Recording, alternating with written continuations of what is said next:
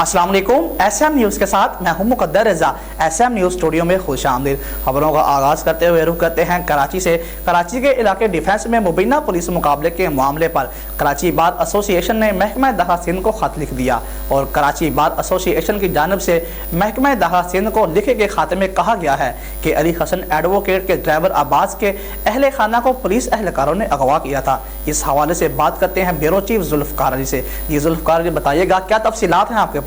جی بالکل، کراچی کے علاقے ڈیفنس میں مبینہ پولیس مقابلے کے معاملے پر کراچی بار ایسوسی ایشن نے محکمہ داخلہ سندھ کو خط لکھ دیا۔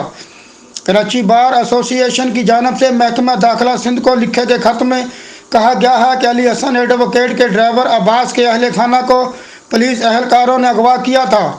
علی حسن ایڈوکیٹ کے اہل خانہ کو دھمکیاں دی اور کورے کاغذ پر دستخط کرائے گئے۔ خط میں یہ بھی کہا گیا ہے کہ علی حسن ایڈوکیٹ کے پڑوس کے گھروں سے بھی سی سی ٹی وی ویڈیو ضائع کی گئیں۔ ویڈیو ضائع کر کے ڈرائیور عباس کے قتل کا ثبوت مٹایا گیا، لہٰذا پولیس پارٹی کے خلاف کاروائی کی جائے۔